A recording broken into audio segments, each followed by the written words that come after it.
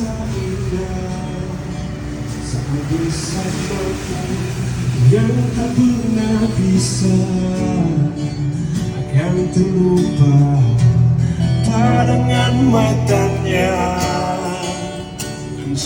Hai, Assalamualaikum, selamat petang.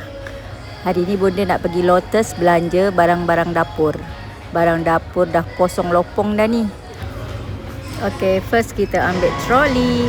Bonda nak pergi belanja bawang, telur, dan kita cari tisu. Bonda punya tisu dah habis. Kita cari tisu. Ambil yang 8. Ini selalu offer, kita ambil yang ni. Dan Sunlight.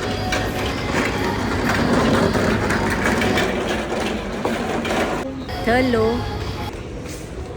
Ambil yang grade A. Cari grade A dek. Ni C.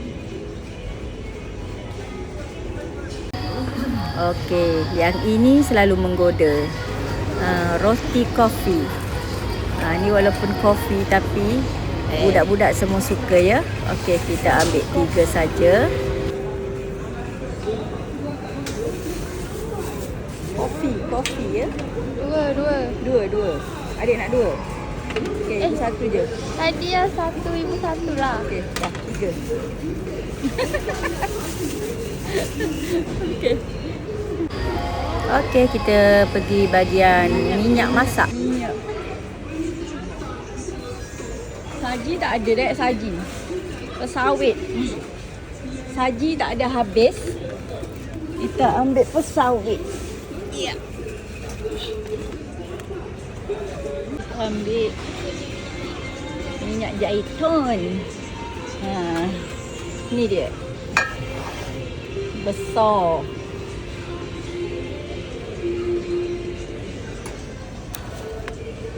Ada nak check. Sama tak? Okey. Okey, beras kita ambil Monggol. Satu lagi ambil ni adik. Dan juga sunflower. Ini semuanya beras mati. Bunda ambil beras mati dulu sebab beras wangi ada lagi kat rumah. Es krim. Nugget. Ikan kucing.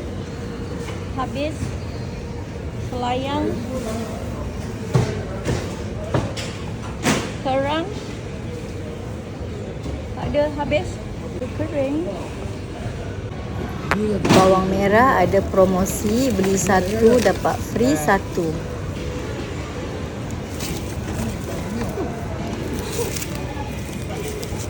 Okey, RM3.39 dapat 2, sangat murah. Bawang besar. Dan juga tembikai sekilo 90 sen. 1 biji anggaran RM8. Dan air mineral Spitzer. Oh, ada.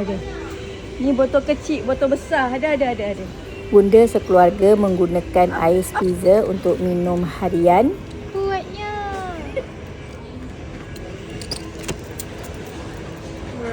Okey. Ya. Penuh. Wow, tak boleh gerak. Okey, dah siap. Jom pergi kaunter bayar.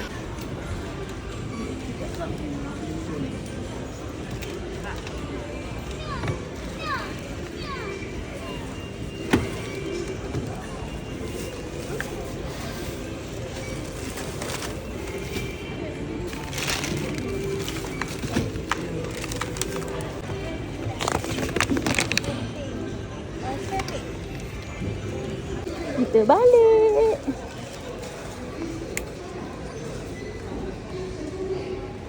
Penuh geng untuk setahun.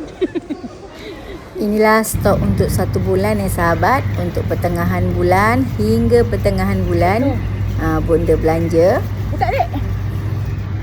Guna auto kunci. Dah sampai. Ting. Wah, penuh. Okey.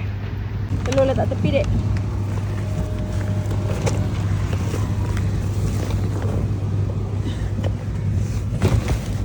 Ikut nasi ais.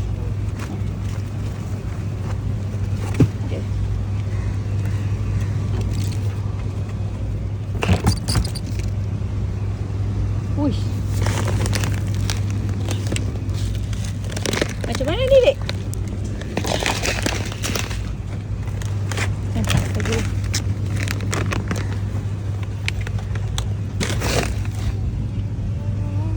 Ni letak sini dulu.